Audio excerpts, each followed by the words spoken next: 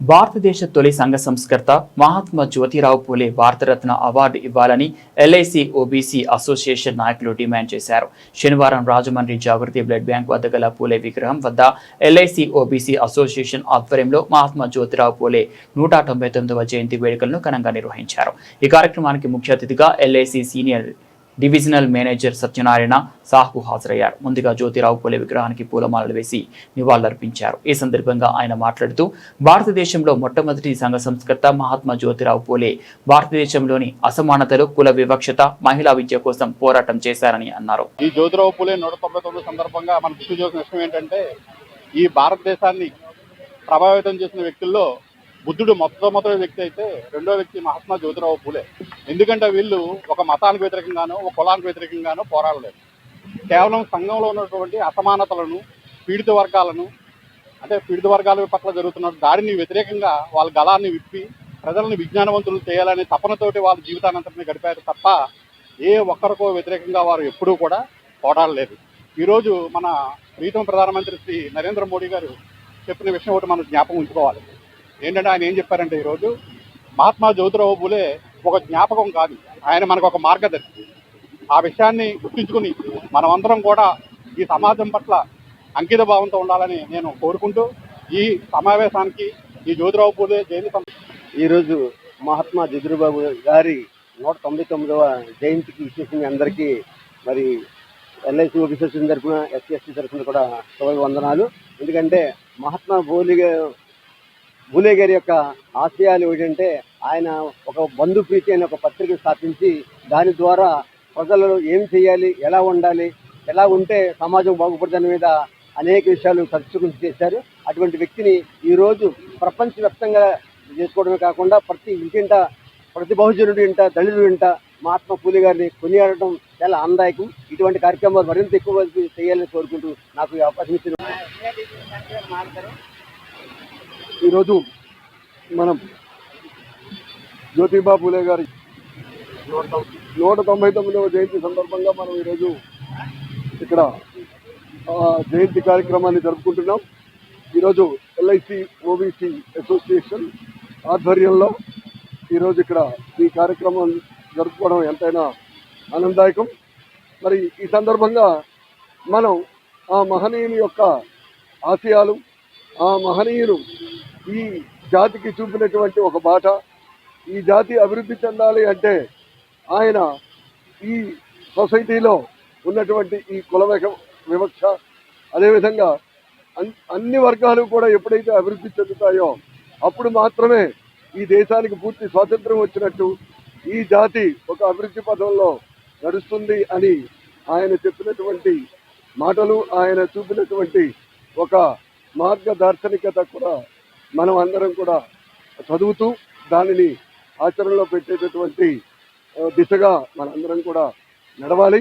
ఇప్పటికీ కూడా మనం మన పల్లెల్లో అనేక ప్రాంతాల్లో కూడా ఈ కుల వివక్ష కానీ, ఇంకా అణగారిన వర్గాలు, ఇంకా వాళ్ళు అన్ని అవకాశాలను కూడా ఉపయోగించుకోలేని పరిస్థితులు మనం గమనిస్తూ ఉంటాం.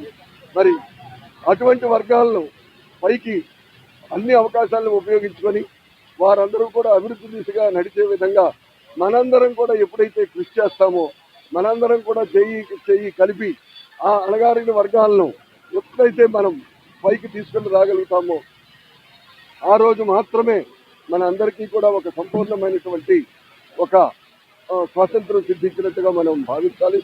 కాబట్టి ఆ మహనీయుడు మరి మనకి సూచించినటువంటి బాటలో మనం అందరం కూడా నడుస్తూ మరి మన దేశ అభ్యున్నతికి అందరూ పాల్పడాలని ఈ సందర్భంగా నేను విన్నవించుకుంటున్నాను.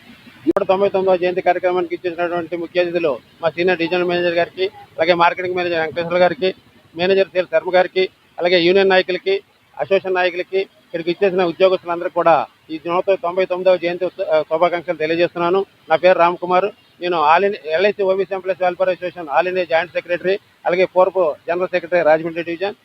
మేము ఒకటే రాజమండ్రి డివిజన్లో పూలే విగ్రహం స్టార్ట్ చేసినప్పటి నుంచి ఇప్పటి వరకు కూడా గత 25 సంవత్సరాలుగా తొలుత గార్లాండ్ మా ఎస్టీఎం కథ ఎంచడం అనేది ఆనవాయితీగా జరుగుతుంది. ఇదే కార్యక్రమం ఇంకా పునరుద్ధరిస్తాం. అలాగే పూలే గారు 1827 సంవత్సరంలో పుట్టి 1890 సంవత్సరంలో మరణించే వరకు ఆయన జీవితం అంతా కూడా భారతదేశ ప్రజల కోసం సామాజిక అసమానతల రూపుమాటంలో కానీ సంఘ సంస్కర్తగా ఆయన 1848 నాటికే పాఠశాలలు స్థాపించి స్త్రీ విద్యను ప్రోత్సహించడం, అలాగే వితంతువులకు వివాహాలు చేయడం, అలాగే రైతు చేతుల కొరడ అనేది రైతుల కోసం చేయడం, అలాగే ముంబైలో కార్మికుల కోసం కార్మిక చట్టాలను తీసుకురావడం.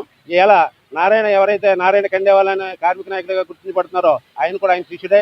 అనేక రిఫార్మ్స్ తీసుకొచ్చిన సంఘ సంస్కర్త పూలే గారిని స్మరించుకోవడం అనేది మా పూర్వజన సుకృతం. అదే కాకుండా ఆయన ఏదైతే చేశాడో ఈవేళ స్త్రీలు స్వేచ్ఛగా తిరుగుతున్నారు, చదువుకుంటున్నారంటే ఆయన పెట్టిన భిక్షే. ఎందుకంటే స్త్రీని చదివించి ఆయన భార్య చదివించి తొలి ఉపాధ్యాయునిగా చేసినటువంటి ఘనత కూడా ఆయనకి చెందుతుంది. అలాగే అనేక అంశాల్లో 1848 నుంచి 51 వరకు కూడా 10 పాఠశాలలు స్థాపించడం జరిగింది. అలాగే అంటర్ కమిటీకి నివేదిక ఇచ్చడం జరిగింది. 1885లో కాంగ్రెస్ పార్టీ భారతదేశంలోకి వచ్చినప్పుడు ఏ విధానం అనేది నిర్ణయించడం జరిగింది.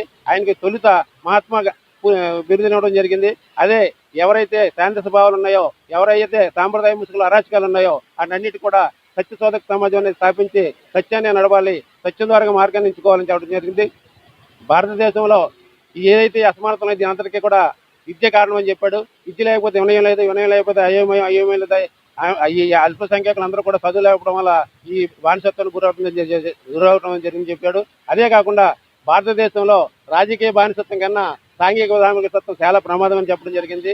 అంచేత అనేక అంశాల్లో ఆయన చదివినట్టయితే గులంగిరి అనే పుస్తకాన్ని చదివిన తర్వాత డాక్టర్ బిఆర్ అంబేద్కర్ గారు కూడా భారతదేశంలో క్రీస్తు శకానికి ముందు ఎవరున్నారు, క్రీస్తు తర్వాత ఎవరున్నారు, ప్రజెంట్ ఎవరున్నారు అని అనుకున్నప్పుడు ఆయన బుద్ధుడిని కానీ కబీర్ గారిని కానీ పూలే గారిని అధ్యయనం చేసిన తర్వాత అనేక అంశాలు ఆయన చేసుకుని ఆయన రాజకీయ గురువుగా పూలే గారిని అనువదించుకోవడం జరిగింది. అనేక అంశాల్లో ఆయన రాజ్యాంగాన్ని రచించినప్పుడు కూడా పూలే ఆశయాలలో ఏవైతే సూచించారో అవి కూడా పొందుపరచడం జరిగింది. ఆయన వితంత వివాహాలు చేయడం, బాల్య వివాహాలు నిర్మూలించడం, అందరికీ చదువు చెప్పడం, స్త్రీ విద్యను ప్రోత్సహించడం, అనేక అంశాలు భారతదేశ సమకాలిక పరిస్థితుల్లో పూలే గారు తీసుకొచ్చారు కాబట్టి ఆ మహానుభావుని తీసుకురావడానికి అనేక అంశాలు ఉన్నాయి. 1848 సంవత్సరం భారతదేశంలో సమూలమైన మార్పులు రావడం జరిగింది. దానికి ఎందుకంటే కమ్యూనిస్ట్ పార్టీ లీడర్ అయినటువంటి కార్ల్ మార్క్స్ గారు కమ్యూనిస్టు మేనిఫెస్టో ప్రకటించడం, అలాగే పూలే గారు కొత్త పాఠశాలను స్థాపించడం అనేక అంశాలు ఉన్నాయి. కాబట్టి ఇవన్నీ కూడా మేము మా ఆఫీసులో చేసుకున్నప్పుడు మేము మాట్లాడుకోవడం జరుగుతుంది. అంచేత దీన్ని ఉత్సవ ప్రారంభ సందర్భంగా అందరికీ శుభాకాంక్షలు. మరి ఈరోజు మన భారతదేశాన్ని చూసుకుంటే పురాణాలు, ఇతిహాసాలు, చారిత్రక గ్రంథాలన్నీ కూడా ఏం చెప్తున్నాయంటే అవతార పురుషులందరూ కూడా రాముడి తర్వాత కృష్ణుడు, కృష్ణుడి తర్వాత విష్ణు, బ్రహ్మ ఇలాగే చెప్పుకుంటూ వెళ్తున్నప్పుడు మన చాలా విచిత్రమైన విషయం ఏంటంటే చరిత్ర మహనీయుల్ని ఈ భారతదేశ చరిత్రలో మరుగున పడుతున్న మహనీయులు అనే వాళ్ళు ఎవరైనా ఉన్నారంటే మహాత్మా జ్యోతిరావు పూలే అని నేను చెప్తా. ఎందుకంటే అనేక మందికి భారతరత్న ఇచ్చిన తర్వాత కూడా ఆయనకి భారతరత్న ఇవ్వాలని ఈ రోజు రాష్ట్ర ప్రభుత్వాలు తీర్మానం చేసి పంపిన ఇప్పటివరకు భారతరత్న ప్రకటించలేదు. ఈ ప్రాంగణం నుంచి మేము ఎల్ఐసి ఓబీసీ ఎంప్లాయీస్ ఉద్యోగుల సంఘం తరఫున, ఎల్ఐసి ఉద్యోగుల సంఘం తరఫున మహాత్మా జ్యోతిరావు పూలే కలిపి ఎవరికి సావిత్రిబాయి పూలేతో కలిపి ఇద్దరికి మొట్టమొదటిసారిగా దంపతులకు భారతరత్న అందించే కార్యక్రమాన్ని మరి మన దేశ ప్రధాని మోడీ గారు తీసుకోవాలని చెప్పేసి ఈ సందర్భంగా ఆయనకి విజ్ఞప్తి చేస్తూ, గొప్ప విషయం ఏంటంటే 1890లో పూలే గారు చనిపోతే 1891లో ఒక సంవత్సరంలోనే అంబేద్కర్ గారు పుట్టారు.